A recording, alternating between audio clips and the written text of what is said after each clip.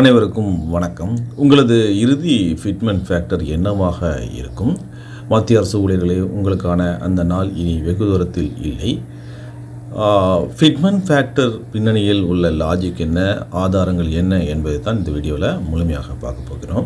வீடியோக்குள்ளே போகிறதுக்கு முன்னாடி சேனல் நீங்கள் இது வரைக்கும் சப்ஸ்கிரைப் பண்ணால் பார்த்தீங்கன்னா மறக்காமல் சப்ஸ்கிரைப் பட்டனை ப்ரெஸ் பண்ணிட்டு பக்கத்தில் இருக்கிற பெல் பட்டனையும் தட்டி விட்டுருங்க. மத்திய அரசு ஊழியர்களின் பல்வேறு அமைப்புகளும் தங்களது கோரிக்கைகளை ஊதிய குழுவின் முன் சமர்ப்பித்துள்ளன. 7வது ஊதிய குழுவில் குறைந்தபட்ச அடிப்படை ஊதியமாக 18,000 இருந்தது. அதை அடிப்படையாக கொண்டு தற்பொழுது ஒவ்வொரு அமைப்பும் என்ன கோரிக்கை வைத்திருக்கிறார்கள் என்று பார்ப்போம். முதல்ல பிபிஎம்எஸ் 4 ஃபிட்மென்ட் ஃபேக்டர் கோரிக்கையாக வைத்திருக்காங்க. குறைந்தபட்ச அடிப்படை ஊதியம் 72,000.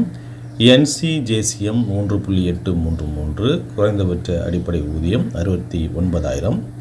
மகாராஷ்டிரா பழைய ஓய்வூதிய அமைப்பு 3.8, மினிமம் பேசிக் பே 68,400.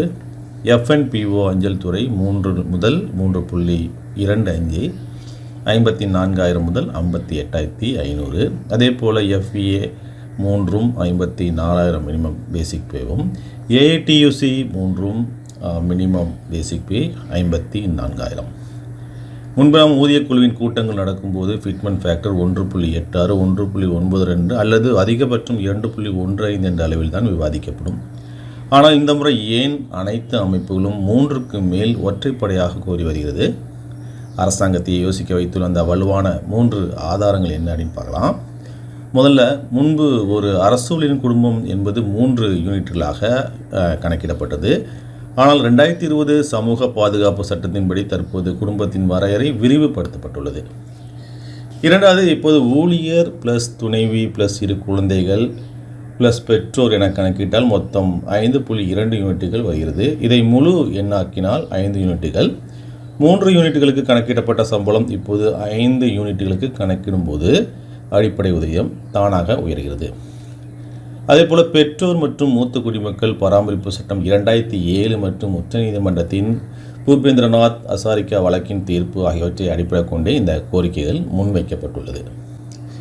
மத்திய பாதுகாப்பு அமைச்சகம் கூட அண்மையில் திருமணமாகாத டிஃபென்ஸ் ஊழியர்களுக்கும் குடும்ப தங்குமிடம் வழங்க உத்தரவிட்டுள்ளது. இதிலிருந்தே குடும்பத்தின் வரையறை மாறியிருப்பதை அரசு ஏற்றுக்கொண்டுள்ளது என்பது தெளிவாகிறது. இந்த அனைத்து அமைப்புகளின் கோரிக்கைகளையும் கூட்டி சராசரி பார்த்தால் அது 3.066 வருகிறது.